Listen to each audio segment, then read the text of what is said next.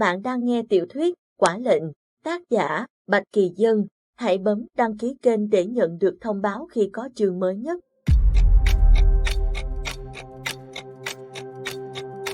Chương 75, thức tỉnh. Tại thành phố Hà Phong, trong phòng y tế được trang bị tối tân của Tống Thị, Tống Long tỉnh giấc. Ông ta ngồi dậy trên giường một lúc cho cơn đau đầu và choáng váng qua đi, rồi mới từ từ rút các thiết bị đang cắm trên cơ thể ra. Phương Tú Văn, một trong những người hầu của Tống Thị vừa thay ca, mở suất cơm hộp, chuẩn bị ăn thì bất chợt nhìn lên màn hình. Hình ảnh người đàn ông gầy gò ngồi tĩnh lặng trên giường bệnh khiến y giật mình. Y vội buông hộp cơm, lập cập bấm số nội bộ gọi cấp trên. Tổng quản, ông chủ Tống, đã tỉnh lại rồi. Tổng quản lập tức bấm máy gọi cho Lý Quần Phương. Một phút sau, Lý Quần Phương tập tễnh ôm nạn lao tới phòng y tế của Tống Long. Lê được đến hành lang, Lý Quần Phương sững người khi nhìn thấy Tống Long đứng sừng sững trước cửa phòng bệnh. Thân trên của ông ta để trần, có thể nhìn rõ cả những đường gân máu xanh nhạt. Lý Quần Phương đứng khựng lại, chào ông chủ Tống, ngài tỉnh rồi. Phía sau hắn, mấy nhân viên y tế rục rịch chạy tới. Tống Long không nói gì, từ từ tiến lại phía bên này. Lý Quần Phương bất giác lùi lại một bước. Người này tuy cơ thể gầy gò, nhưng lại mang đến cho hắn một áp lực khủng khiếp. Người hắn bỗng chốc rung lên. Tống Long đến gần Lý Quần Phương, một tay ông ta vươn tới, bắt lấy cổ Lý Quần Phương, từ từ nhấc hắn lên khỏi mặt đất. Lý Quần Phương giãy dụ một hồi, miệng không cất được tiếng nào. Vài giây sau, Tống Long thả hắn xuống đất. Hắn vội vịn vào nạn gỗ, loạng choạng đứng vững, chỉ muốn quỳ thụp xuống. Lý Quần Phương nghĩ, nằm suốt 2 năm trời, khi tỉnh dậy mà sức của ông ta còn như vậy. Thảo nào trước kia Tống Phi trăm phương nghìn kế ám sát cũng không thành. Lẽ ra 2 năm trước, may mắn hạ độc được ông ta thì nên giết luôn mới phải. Lý Quần Phương thầm chửi rủa Tống Phi là đồ ốc bò, nhưng ngoài mặt, hắn vẫn rất thức thời. Ông chủ Tống, ngài mới tỉnh dậy, hay là để nhân viên y tế kiểm tra sức khỏe cho ngài trước? Tống Long nói, không cần. Trong lúc ngủ suốt 2 năm, Tống Long vẫn nhận thức được mọi việc diễn ra xung quanh. Bất cứ lời nói nào ở khoảng cách gần cũng đều được bộ não ông ta ghi lại. Vì thế, sự việc của Tống Thị ông ta cũng đoán biết được phần nào. Hay là để tôi báo với Tống thiếu gia một tiếng? Tống Long lạnh nhạt hỏi, Tống Phi đâu? Dạ, ông chủ, dạ không, cậu chủ đã đi Tây Bắc rồi. Còn Tống Huy, cậu ấy, hình như đi châu Âu chơi với bạn. Lý Quần Phương nói dối, thôi bỏ đi. Tống Long không để tâm. Lý Quần Phương run rẩy cúi đầu. Mấy nhân viên y tế cúi gằm mặt để tránh cái nhìn như dao sắc của ông ta, cứ như thể họ sắp bị giết người diệt khẩu. Igo đâu? Igo, đã rời khỏi Tống Thị hơn 1 năm rồi à? Gọi cậu ta trở lại, ngay. Rõ. Lý Quần Phương run rẩy. Igo là trợ lý thân tín của Tống Long, hơn 1 năm trước đã bị Tống Phi đuổi khỏi Tống Thị. Trong khoảng thời gian y rời khỏi Tống Thị, cũng bị Tống Phi cho người theo dõi, thấy không có động tĩnh gì mới tha cho y.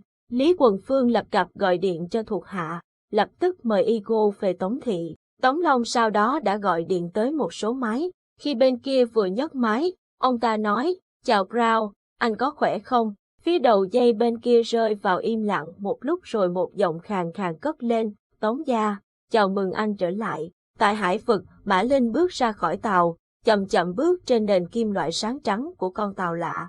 Âm thanh trầm thấp kia vang lên, Mã Linh khẽ nhếch miệng cười, tháo mũ phi hành xuống, mái tóc cô xõa tung. Bộ đồ phi hành màu trắng ôm trọn thân hình đẹp đẽ của Mã Linh, mái tóc đen xõa xuống càng làm nổi bật làn da trắng sáng mê người. Ánh sáng trăng từ phía trong dần dịu lại, cửa sập hạ xuống, mới nhận thấy người vừa cất lên tiếng nói vừa rồi. Mr. Brown, ông khỏe chứ? Người kia là Brown, chủ tập đoàn dầu mỏ ở khu vực Trung Đông. Ông ta tiến lại gần, ôm lấy Mã Linh, gọi một tiếng ba, tóc con cũng không đổi sang màu bạch kim được đâu. Mã Linh cười, siết lấy lưng ông ta, ba. Đúng lúc này, kênh liên lạc riêng trên thiết bị đầu cuối của Brown báo tín hiệu có cuộc gọi tới. Ông ta một tay vỗ về Mã Linh, tay kia nhận điện thoại. Khuôn mặt ông ta bỗng chốc sững sờ, Tống gia, chào mừng anh đã quay trở lại. Mã Linh cười nói, cuối cùng, cũng tỉnh lại rồi. Brown thở ra một hơi khoan khoái, nói, phải, đợi mãi, cũng tỉnh lại rồi. Mã Linh, cảm ơn con đã dẫn chúng ta tới được nơi này. Nhiều năm qua, con chịu khổ rồi, thằng khốn Lâm Nhược Hàn, ba cũng vừa trị tội hắn rồi. Mã Linh khoát tay ông ta, đi vào hành lang sáng trắng. Vừa đi, cô vừa nói, đó là quãng thời gian quý giá mà con được rèn luyện bản lĩnh. Con của ba đâu có tầm thường chứ. Vậy, cái thằng nhóc Tống Nguy kia thì sao? Bọn nhóc đó không nghi ngờ gì con chứ. Cái tên Tống Nguy mà ông ta vừa nhắc tới, lại khiến Mã Linh chậm mất một nhịp thở. Trong mấy năm qua, cái gì là thật, cái gì là giả, chỉ có cô mới biết. Brown nói đến Tống Nguy mà vẻ mặt cứ như không phải ông ta đã cho người đuổi cùng giết tận hắn vậy. Mã Linh khẽ rùng mình một cái, cảm giác thật khó tả. Mã Linh, con đang nghĩ gì vậy? Thật ra ba chỉ cố ý đuổi cùng giết tận cậu ta để cậu ta mau chóng đưa chúng ta tới tọa độ này thôi. Dù sao 20 năm qua, tổ chức cũng đã tìm mọi cách để tìm kiếm nhưng không thành. Thời điểm này cần thúc đẩy nhanh một chút, nếu muốn lấy mạng cậu ta, hẳn giờ cậu ta đã chết rồi. Hơn nữa, giết Tống Nguy rồi thì sẽ ăn nói thế nào với Tống Long, con nghĩ có phải không? Brown nói. Mã Linh thấy sống lưng lành lạnh, ông ta luôn đọc được cô, ba dồn ép Lâm Nhược Hàn, cũng là để hắn gánh tội đúng không?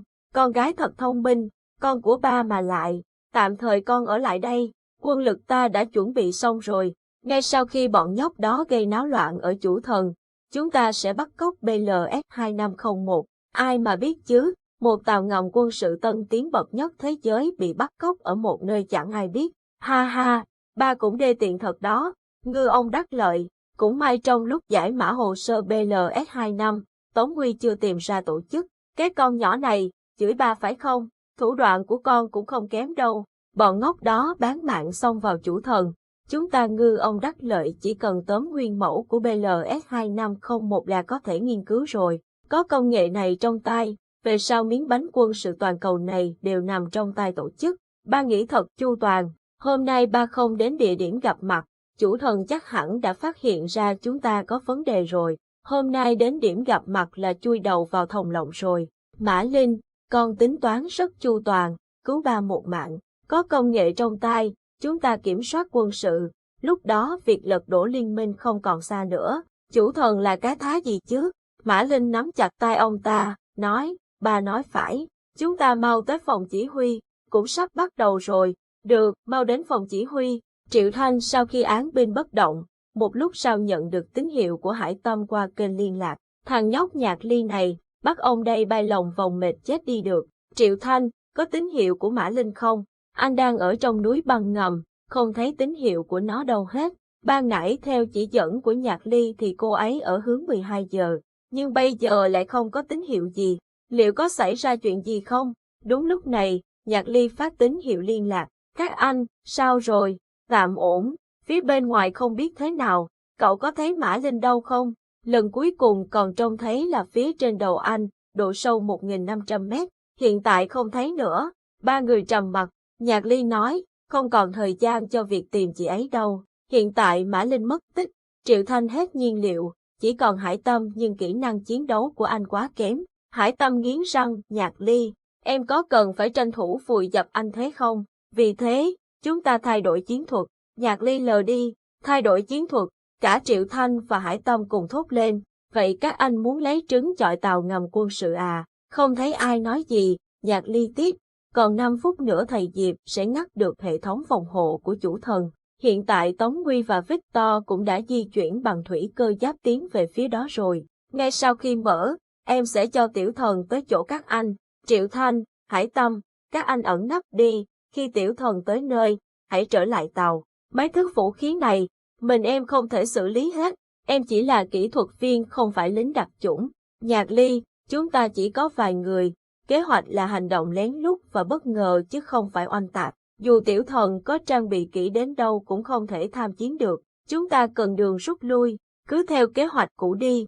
Bây giờ anh sẽ đi tìm Mã Linh trước, em cũng ở yên đấy, chờ hỗ trợ bọn anh từ xa. Đừng có manh động, nhưng, anh là đội trưởng đặc nhiệm. Vậy, Triệu Thanh, có một lối đi phòng, em chỉ cho anh để tới chỗ chị Mã Linh. Ok, Hải Tâm hỏi, còn anh thì sao? Đi theo Triệu Thanh một quãng, bộc hậu cho anh ấy, thế mà cũng phải hỏi, anh đúng là vô dụng mà. Nói xong, Nhạc Ly tắt tiếng, Hải Tâm nghiến răng, định bụng lúc về sẽ cho tên nhóc cứng đầu này một trận. Lúc này, Diệp Minh đã tiến vào cửa chính của trung tâm điều khiển hệ thống năng lượng. Máy quét nhân chất sinh học mau chóng phân tích tổng quan. Diệp Minh đi qua an toàn. Đến cửa, anh nhổ một sợi tóc đặt vào khe kiểm tra ADN. Kết quả trùng khớp, đèn xanh nhấp nháy trong vòng 2 giây. Cửa từ từ bật mở, không gian rộng lớn mở ra trước mắt. Mặc dù đã trải qua nhiều vị trí nghiên cứu trong các tổ chức quân sự lớn nhất hành tinh, nhưng Diệp Minh vẫn hoàn toàn bị choáng ngợp bởi không gian rộng lớn và tân tiến như này. Rốt cuộc, chủ thần là một thế lực như thế nào mới có thể tạo nên một căn cứ quân sự khủng khiếp như vậy? Ở ngay Bắc Cực, một vùng đại dương được mệnh danh là tử thần băng của thế giới, Diệp Minh nhanh chóng quan sát vòng quanh, xác định phòng điều khiển nhiên liệu, nhanh chóng vọt qua hành lang đi tới. Bên trong có nhiều robot và nhân viên kỹ thuật, nhưng tuyệt nhiên không ai để ý người khác, bởi qua được phòng kiểm soát nghiêm ngặt để vào đây, chỉ có là thần thánh. Nhưng bọn họ không biết rằng, Diệp Minh chính là có dòng dõi thần thánh ấy. Anh nhanh chóng vọt qua hành lang, thẳng mục tiêu hướng tới. Phòng điều khiển năng lượng hiện ra trước mắt, ở đây có hệ thống quét vân tay, anh nhanh chóng được xác nhận. Nhạc Ly đã chuẩn bị rất kỹ từ sinh trắc học, vân tay, giác mạc, ADN của anh để nạp vào chip an ninh. Diệp Minh bước vào trong, bên trong có hơn 10 nhân viên mặc đồng phục đang ngồi trước các bàn điều khiển. Khi Diệp Minh bước vào, một vài người quay đầu lại, anh không còn thời gian để suy tính xem làm gì, liền ra tay đánh gục toàn bộ. Không một ai kịp nhấn nút báo động, Diệp Minh tới bàn điều khiển, mắt anh bỗng hoa lên, quá nhiều nút bấm, nhưng đồng thời, toàn bộ hệ thống đều được ghi nhãn bằng ký tự cổ. Chết tiệt, anh không thể nhận hỗ trợ từ Nhạc Ly hay Tống Nguy lúc này, biết tắt lò phản ứng ở đâu, kể cả khi anh phá hủy toàn bộ, cũng chưa chắc khiến cho lò phản ứng nhiên liệu ngưng hoạt động.